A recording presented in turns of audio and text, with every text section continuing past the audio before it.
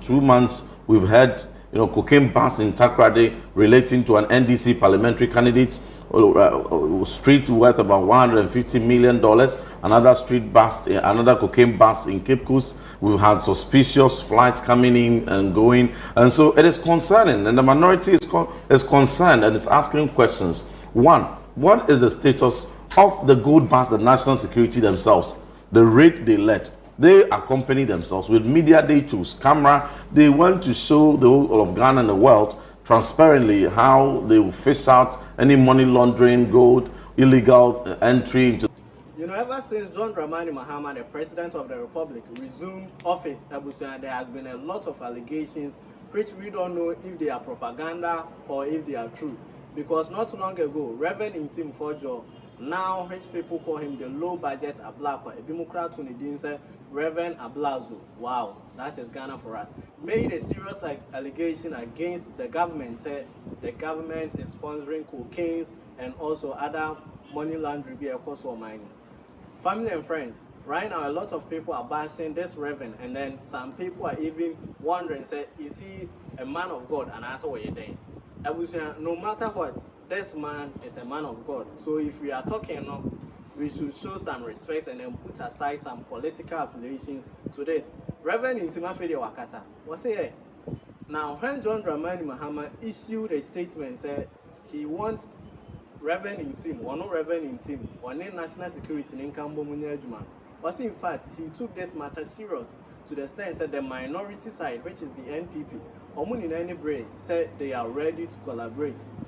Until say Felix Fosukwache, yes, Nanuko Yinika, Honorable Minister Nanuko Yinika, Evoka said the president is not taking this matter serious, and then Mr. President Kaino, they are broken and wood. Now, the MP has spoken, and then he has briefly explained everything from Genesis to the Exodus. This is the BJ Show with Martin Johnson. Kindly do what to subscribe, share the link, and also let others know about your views. Ladies and gentlemen, you're Reverend Ntim Forjour. Do you have it in you? And then I would have had the biggest viewership. But you have it in you, though. It has nothing to do with it. It's a minority decision to exercise our oversight, particularly to ensuring that our country is safe. In less than 3 months, we've had more than $500 million busts of high-profile cocaine. In less than 3 months of the President Mahama's tenure, we've seen high-profile busts of 12, 20-footer containers containing gold, cash, currency. In less than two months, we've had cocaine busts in Takrady relating to an NDC parliamentary candidate. Street worth about $150 million. Another street bust, another cocaine bust in Cape Coast. We've had suspicious flights coming in and going, and so it is concerning. And the minority is concerned and is asking questions. One, what is the status of the gold bust, the national security themselves, the raid they led? They accompany themselves with media. They choose camera. They want to show the whole of Ghana and the world transparently how they will fish out any money laundering, gold, illegal entry into the country of illicit cargo. They showed it clearly. 2 months on, from February 9th, we are asking, what has become of that raid? But the issue is that this issue you're bringing up, they're saying that you're simply going on a red herring. I mean, this is not a matter in issue. The matter in issue is that you have claimed that 2 aircraft came into this country. They were carrying money and drugs. You have not proven in any way that claim. So when you move it into talking about gold or seized, which was publicly announced by the government, then it's as if you're hiding behind something. They are either picking and choosing, or they lost out the conversation. They're not even following the press conference we held. We touched on 3 issues and asked 3 questions. And these were the questions we asked. The gold bust that you conducted, what has become of it? Who are the culprits? That was the first question we asked. Who are the culprits? Have you prosecuted anyone? Has anyone been arraigned before court?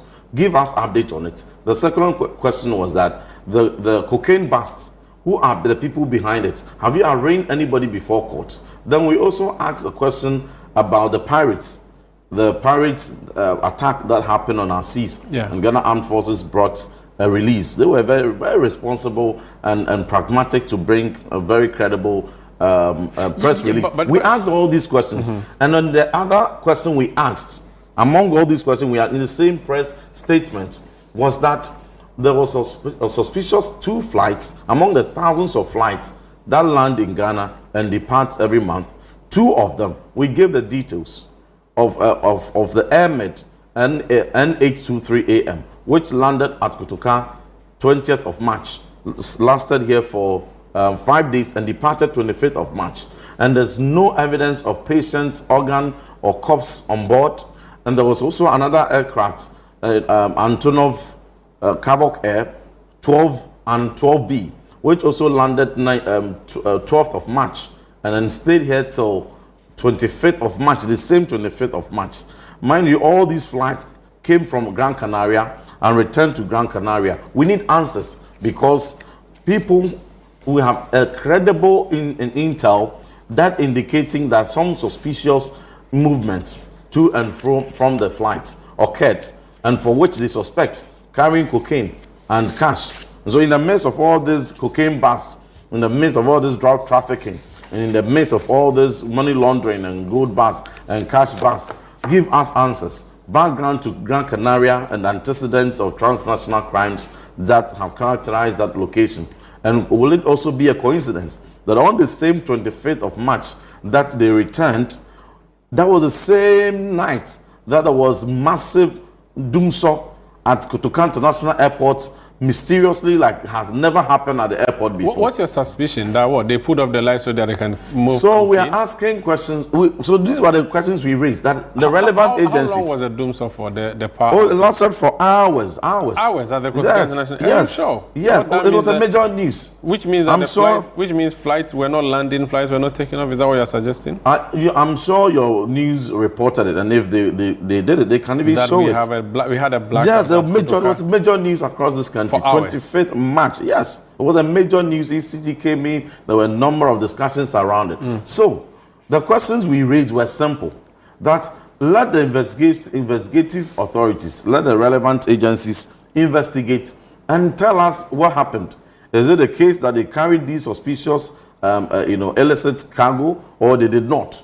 Let us know what they came to do, and also tell us. So when we gave them these 3 questions, we were expecting that quickly investigation would have been done, and then updates would have been provided by the relevant security agencies, like Ghana Armed Forces did and issued a press release by Ghana Armed Forces and not by politicians. But what did we see?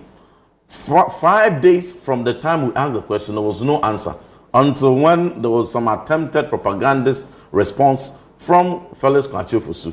He wants us to believe that this aircraft, which video you are seeing, came from Rwanda, and he claims that they lack the capacity to certify RA3, go through RA3 procedure for the flight to be able to enter EU, and that is the reason why they landed here. And that is false, because records have it.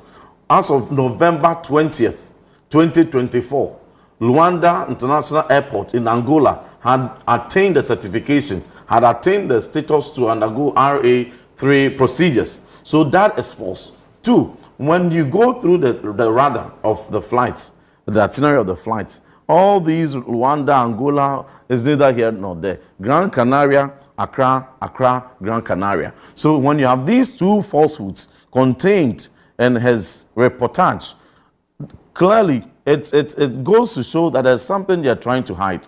And he also felt, just as he showed some purported videos of some things in some cargo purporting to be what the the cargo flight carried, why didn't you show pictures of the airmed flight N823 AM, showing the patients that was lying in it, showing the organ or the corpse that was lying in it? So in the midst of all these, why are they gagging the security agencies from undertaking their investigations? I'm going to take a break, but just so the power outage you talked about at the KIA, it happened on 25th, indeed, at the airport.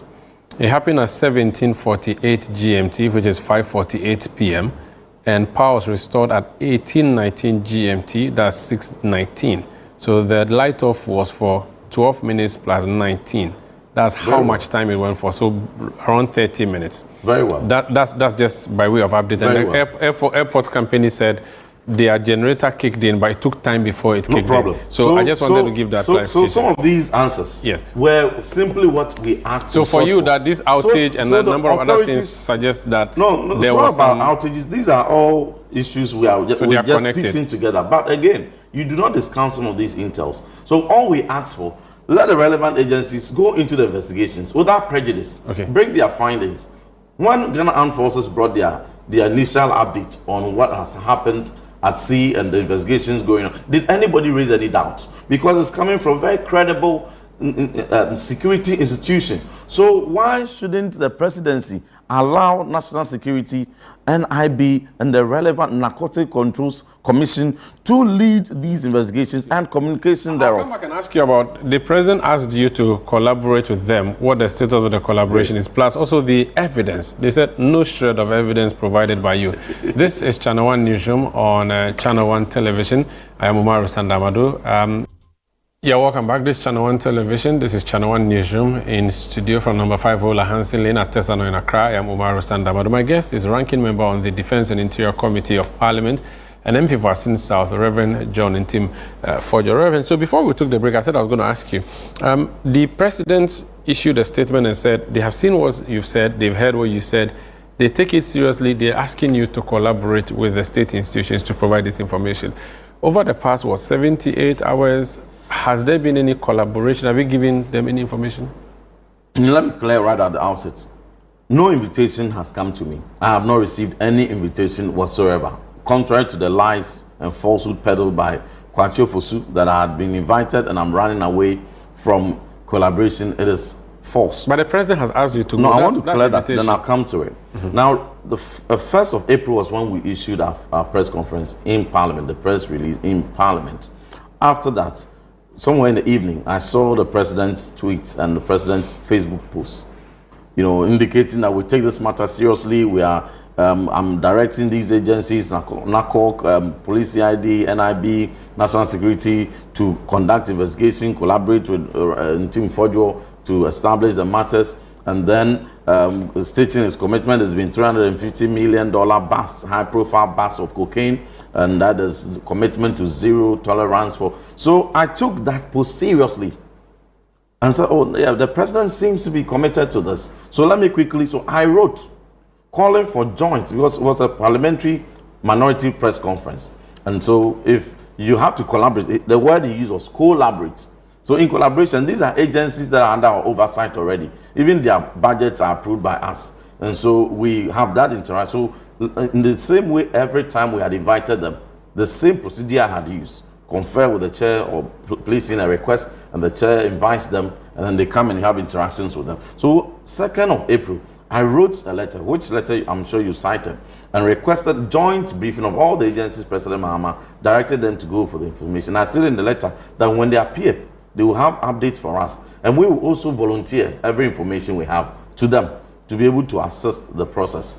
As soon as that understanding was established between us in Parliament, the moment the letter went, orders from above, from NDC, higher orders from above, came and overturned that understanding and caused the majority caucus to issue another letter blocking that joint briefing that would have given us that collaboration. So I did my part and they blocked it, only to turn around to say, well, they invited me and then I didn't turn up. But I still had some seriousness to the statement president had issued until Friday, when I had the opportunity to debate Kwacho Fosu on the station, radio station. And on that program, when the host quizzed him that, why are you saying all this? The president has directed that he take the matter seriously and that investigations should be conducted. I said, no, this is comical. So no, the president says seriously, you are saying comical. No, I speak for the president, I have the authority of the president to say that these things doesn't take serious, it's comical.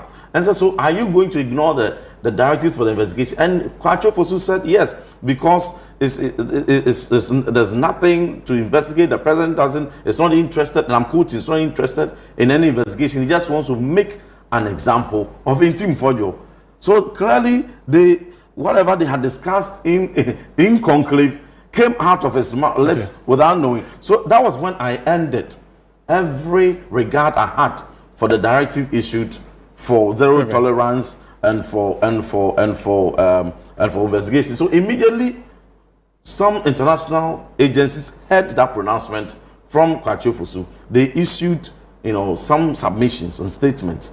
UN Office on Drugs and Transnational Crimes quickly reacted and said, no, we take it differently. The Gran Canaria flights, suspicious flights, we will monitor investigations into it. So if you as a government, you are downplaying its investigation, we as international bodies or transnational community, we take serious exception to that. Let me ask you this question. So, are you acting based on suspicion, or you have anything concrete to prove this? We have strong basis for what we've put out. The questions we have put out.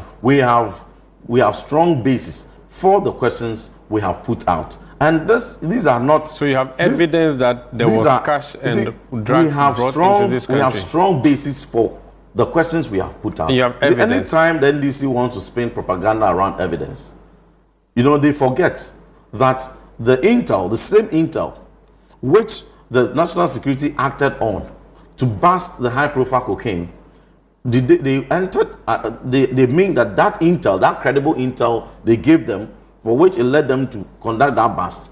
The person entered the container, opened it, took pictures of the cocaine in the container, even took samples of the cocaine, brought it to National Security and NACOC to conduct tests on it to ascertain it was cocaine before they went and busted. The credible intel upon which National Security conducted the raid at Sapeman, the credible intel entered the warehouse, entered the containers, took pictures of the good, took pictures of the cash and currency, even brought gold bars and cash all the way to National Security as evidence of my credible intel for which you should go and act.